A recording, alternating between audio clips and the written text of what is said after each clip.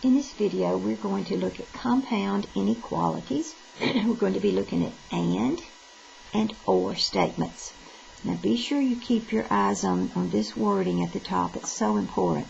In an and statement, we're looking at where our graphs, our lines, or the colors, if you will, overlap. In other words, in an and, both statements must be true.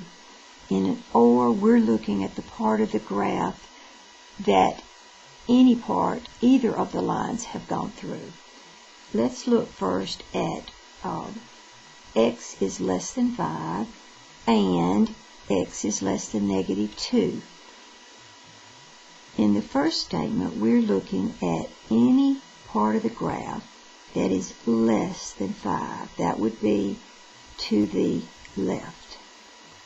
Then we're going to look at x being less than -2, which is going to be to the left of -2. Now, we need to see what part of the graph has both lines covered. And if you'll notice, it's this part right here. Now, there are two ways to write that. That statement could be written as an inequality as x less than -2. That's less than -2 because right there when we graphed this second part, it was not equal to -2. Or it could be written as an inequality. Now this is really easy to write because what you're looking at is actually just a little mental picture of this area that's covered. And that would be from -infinity to -2 with a parenthesis. Now let's look at that same graph as an or statement. X is less than 5. Again, that's to the left. Same way. X is less than -2. Same pattern to the left of -2. Now the only thing this time is we're looking at any part of the number line that has both areas.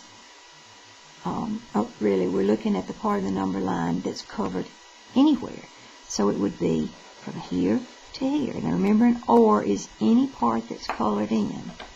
So if you look at that, that's everything we've shaded. That's x is less than 5. Inequality. Now we're actually writing what this entire graph looks like. -infinity to +5. Alright, let's look at the second problem. X is less than 5. Now again, that's everything to the left of 5. Again, we want to shade, this time, x is greater than -2. Now, greater than means we're going to go to the right. Now, in an and statement, remember, is where the colors overlap. Both shadings have to be there. So it's just this inside part. Now, if we want to write that as an inequality, we have anything that falls between -2 and 5. So that would be x with the top end of the shading being 5 and the lower end of the shading being -2. So less than 5, but it's greater than -2. Now as an inequality, again, an interval notation, you're just writing in anything in this double shaded area. So it's from -2 to 5. Alright? Now, the only thing we're going to change next is we're going to put an or. Again, we have everything to the left of 5, greater than -2, so we have everything to the right of -2. Now we want this time or. Anywhere that we have a shading, and if you'll notice, that's that entire number line. So this time it's just -infinity to +infinity, or all real numbers. Alright. Next situation. X is greater than 5. Well, greater than 5 means to the right. And then we have x greater than -2. So again, we're going to go to the right. Now, and we're looking at that part that overlaps, that has both shadings. So it's this area right in here. Now let's write that as an inequality. this double shading says that x has to be greater than 5. As an inequality, an interval notation, we're going to actually write what you see in that double shaded. So it's everywhere from -5 to positive infinity. All right, next situation. X is greater than 5 to the right. And then we're going to go x is greater than -2 to the right.